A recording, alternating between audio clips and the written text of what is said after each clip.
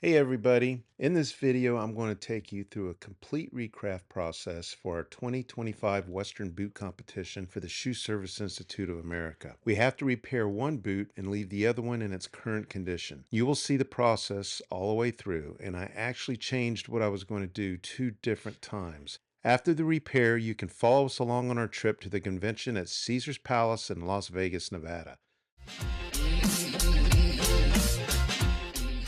All right, guys, let's dive in.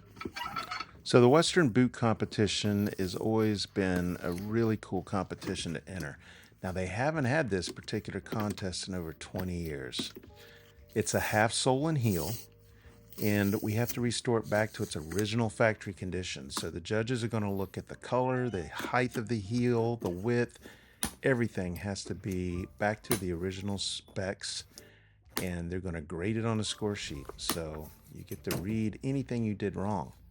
Now, this particular job is a half sole and heel, which we have to make as invisible as possible so that people don't know if it was a full sole or a half sole.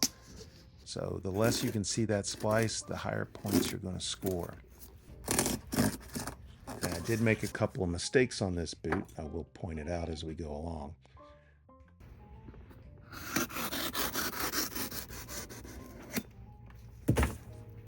We're going to make this splice right here. We're going to try to make it as invisible as possible when we start sanding it and cutting it. But we have to take out these brass nails. We will replace them with brass. Now this is called a skiving knife, which I use a lot, especially when you're doing a half sole and heel. A lot of guys will just sand it on their machine. That's fine. This is the way I learned from my dad when I was a young boy, and we had old machines which weren't as efficient, so we had to learn how to save sandpaper. So getting that half sole ready to go to the skiver here, because we got to put these two pieces together soon after we sand out all this cork. Now we're going to sand this splice here on the boot. I have that tape there just kind of measuring my mark. I don't want to go back too far, but I want to get that nice and smooth so that that half sole sits nice and flat. Now picking out stitches is very important. We want to try to stitch back in those original holes. Some people use a stitch picker on the machine. Mine and a lot of them will mess up the welt, or they will mess up the side of a shoe or boot. So I'm not a big fan. So I pick them all by hand. Now we're going to go ahead and, of course, put new cork in the boot, even though nobody's going to wear it. And the reason why is the sole would not be nice and straight when it's on the boot. If it was hollow, it would be kind of concave through the middle. So let's go ahead and level it out with some cork.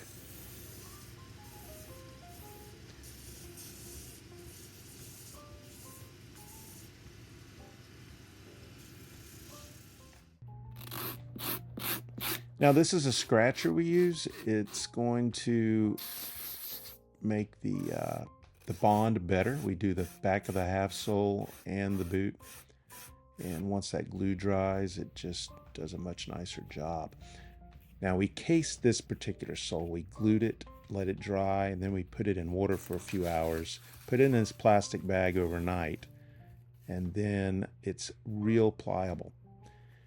Now we're going to go ahead and put an extra coat of glue on there. This works better for full soles because around the waist of the boot you can really push it down and get the shape so nice when a piece of leather is nice and wet. But we went ahead and did this one because it had some corners back in the back area that I wanted to make sure got pressed down real nice without making a mark on it. I didn't really want to hit this hard with a hammer because it'll leave hammer marks in there, and there again the judges will count that off. So I'm using a smooth faced hammer to keep it as clean as possible. You'll notice I'll pretty much tap it very light here and then press it with my hand a little bit. And then I'll put it under a soft pad on my hydraulic press.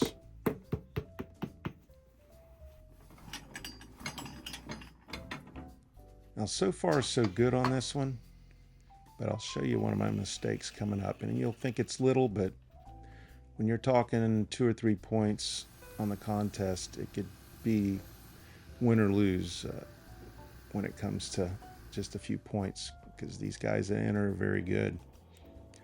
Now this stitcher is cutting a channel as it stitches. Now we have a closed channel stitch, an open channel stitch, or you can do a blind stitch. Now this particular machine, as it's cutting, it's laying the stitches down inside, and I can go put this on my boot jack when I'm done and tap it lightly with my hammer, and since the leather is so wet, it closes really nice. And I can close those stitches up real good. So you see they're tapping it. Now you can see it. There's some thread sticking up the heads on the stitching, which I'm not happy with. So I'm already a little aggravated with this job. The other thing is I really wasn't paying attention here. The bottom is supposed to be black, and I'm putting tan dye on there. Now cleaning, it's a great idea. I'm using our America's Cobbler foam cleaning product on the black iguana lizard skin just to get it nice and clean. And then when we're going around with the edge ink, I'm going to go ahead, a lot of boots have this design.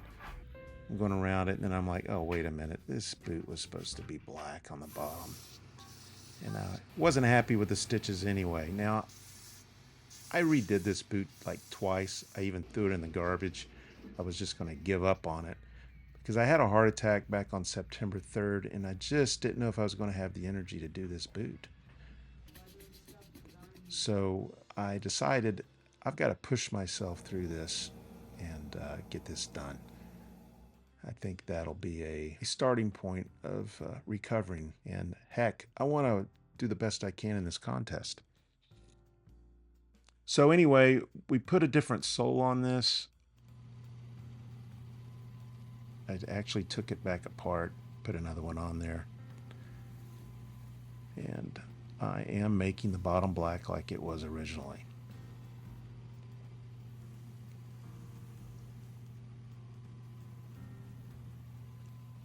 Now when I'm done with this bottom, you don't have to worry about the color coming off. It'll wear off, but it's buffed and sealed, and it holds up really well. Now I decided to do something a little different on this one. Don't think the judges counted off for it. It was just give it a little extra. I decided to go with some blue thread on the bottom. I thought black and blue gave it a nice little change and not so boring.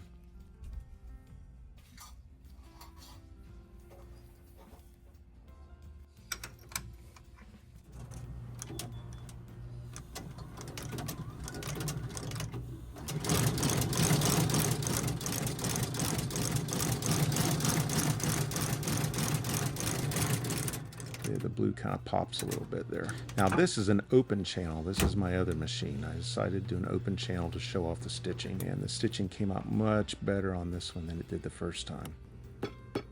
Now all I'm doing, I'm not closing the channel on this. I'm just kind of lightly tapping the leather just to smooth everything off real good. Now we have to mark our spots for the brass nails that we're going to put back in there, and then we're getting our top lift already. Now when you're looking at these brass nails, people say, oh, is it going all the way through? Well, there's a metal last underneath there, and those are clenching nails, and they go through the leather, they hit the last, bend back up through the leather. So we do check them just to make sure everything's good, and then we put the leather heel pad back in there. Now getting this guy buffed and ready. We're using a lot of wax on this. We want to mirror shine the bottom and the sides, because when the judges see that, they really tend to like it really nice and finished real well with the waxes and the gloss. Now, this burnishing wheel really pushes a lot of hard wax into the leather, and I can buff it out really good.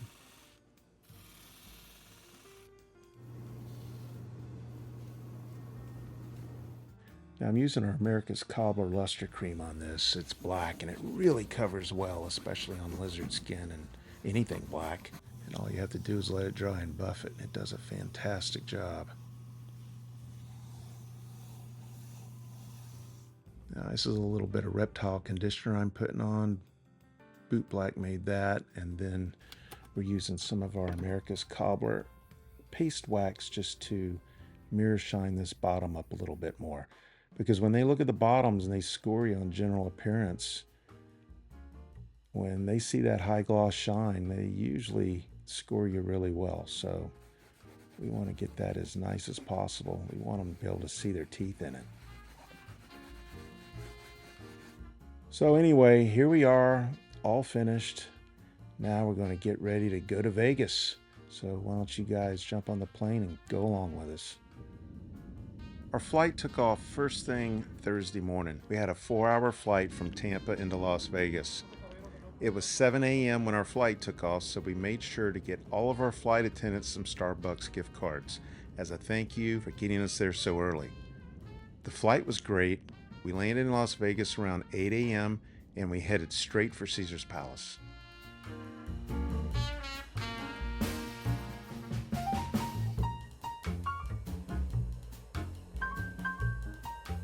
Hey guys, we just landed in Las Vegas and we're at Caesar's Palace. We're here for a great weekend with the Shoe Service Institute of America. We are in the top 3 for the North American Western Boot Competition, so stay tuned. Let's see if we win something.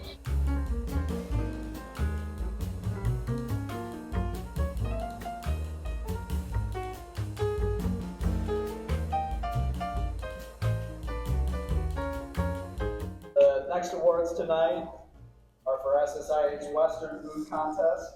SSIA members have reported a resurgence in popularity of Western boots. So we brought back the Western Boot Contest for the first time in nearly 20 years.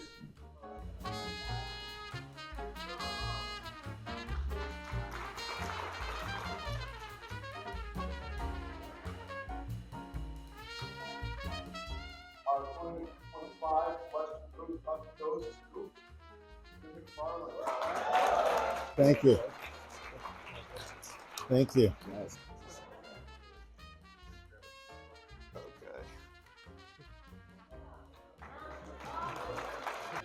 Thank you, Shoe Service Institute of America. I appreciate it. You guys, this association has been a huge part of my life and career for the last 44 years. Thank you so much. It's been a heck of a 10 months. A lot of you know I've been recovering from a heart attack, and redoing those boots were the hardest thing I ever had to push myself to do.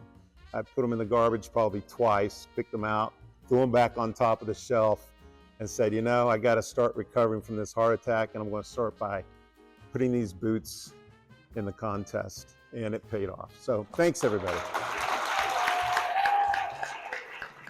Okay, so for almost 90 years, the Silver Cup Awards have symbolized excellence in shoe repair. SSIA started the contest in 1937 as a way to set standards of craftsmanship to which the entire industry could aspire. They realized that quality craftsmanship is at the core of the shoe repair industry's success. The winners cherish the Silver Cup Awards. It not only puts them in a unique class in terms of being in the same company as prior winners, but it provides a wonderful opportunity to promote their business in their local communities.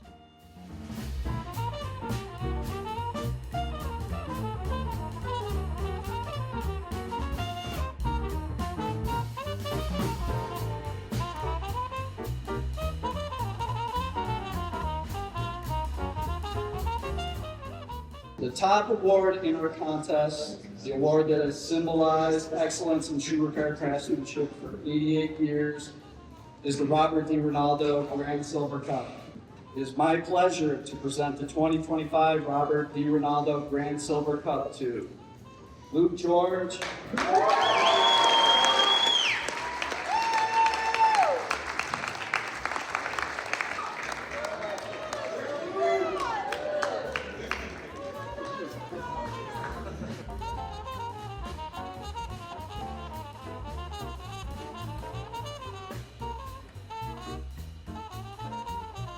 So this great movie has a funny part about Caesar's Palace, and since my friend won the other award, we had to make something special.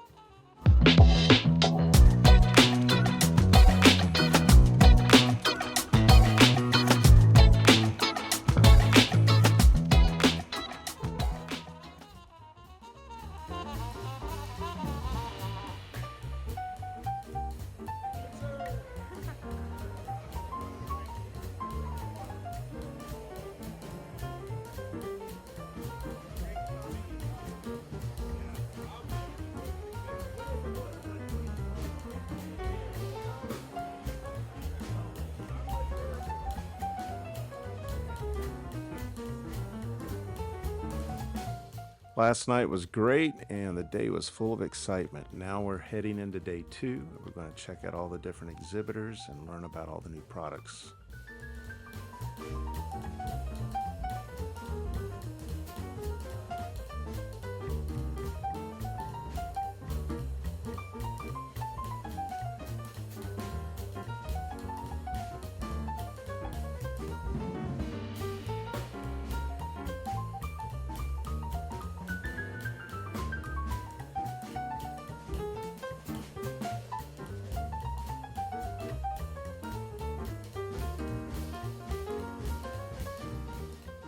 It's the last day of our exhibit and SSIA show. It's really a lot of fun. We entered the Western Boot Contest, and I always wanted to win that. I remember entering 25 years ago, and it was really a hard contest. And this year we won it. We were so happy, so excited, and really made the weekend. It's been a real tough year, overcoming some physical challenges.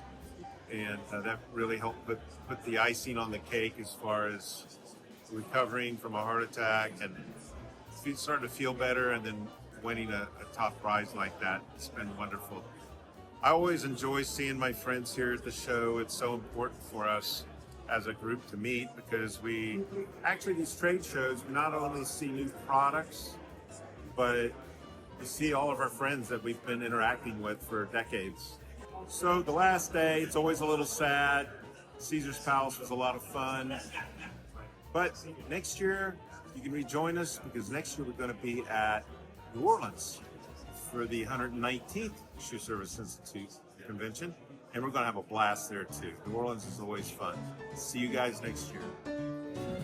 Better than 43. Come on, better than 40.